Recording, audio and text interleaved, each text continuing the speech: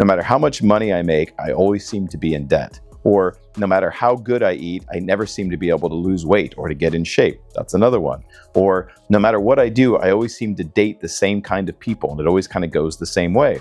Well, those are all areas where you likely lack awareness. And the lack of awareness is keeping you stuck.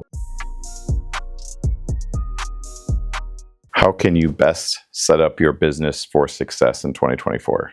When I think about lasting success and those who have lasting success, there are a number of different traits that we use as our framework for deciding what part you need to work on.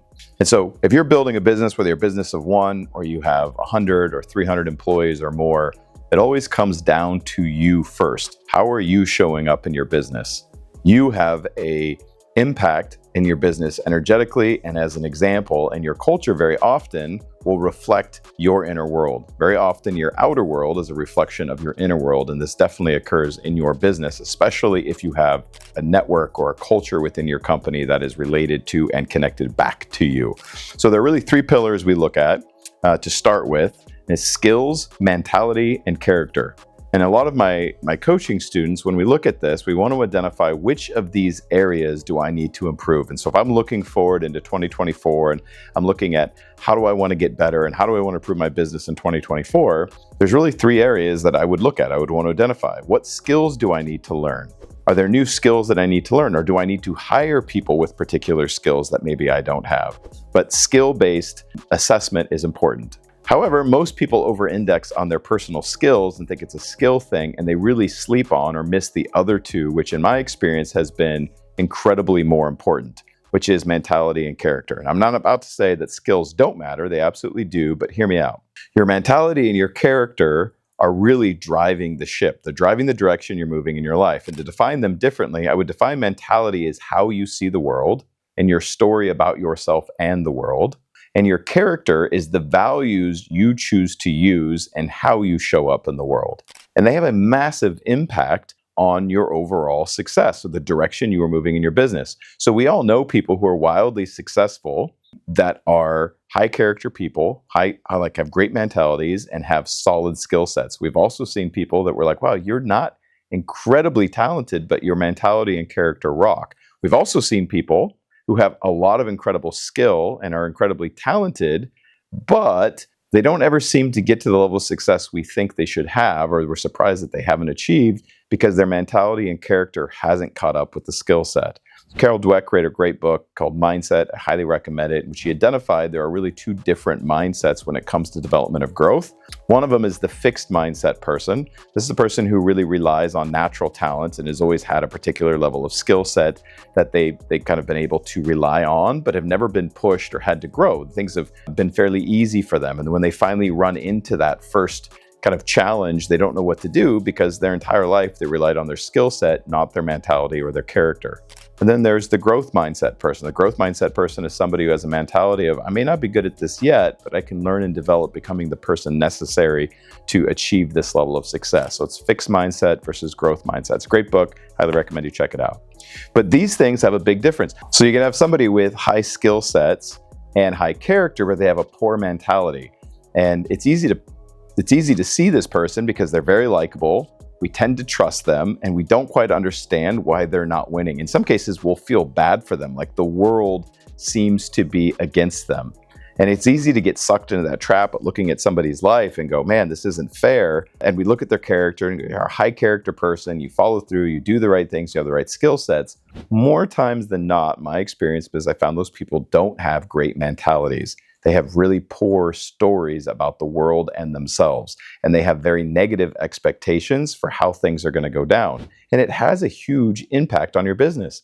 I've heard more and more successful people say things like, in the beginning, I thought it was 80% skill set and 20% mentality. And when they get to a certain level of success, they go, no, it's 80% mentality, 20% skill set. And my experience has been that's probably true in most cases. Is not saying skill set doesn't matter, but we do need to address mentality. How are we looking at our world? What is our story about the world? Because ultimately, we're going to make decisions based on that story, and we're all having a subjective experience. This is important to recognize. there isn't really an objective world that humans can get around very easily. We're highly subjective, and I think by design it's a subjective experience. But we don't want to have stories about the world that don't serve us. Believing things that don't serve us only hurts us and holds us back. So sometimes we just need to sit back and take an inventory about our beliefs. How do we see this? Why do we believe this? Why do we believe this about others? Why do we believe this about our country, our economy, or whatever it is? And if the belief isn't serving you, I would humbly suggest you change it. The other is character. We all know these people that talk a big talk. They say a lot of great things, and they seem very motivating. And sometimes they're also very have natural skill sets, but they're not high character people. What does this mean? They're not likely to follow through or show up, or when things get tough, move through it instead of just quit, or make excuses instead of getting it done. And normally this person, if there is no self-awareness, and most of us don't take a really great inventory of our character, then we think it's the outside world. The belief system for this person is it's not me, it's the other, or it's the world. Life is happening to me. I'm at the effects of the world.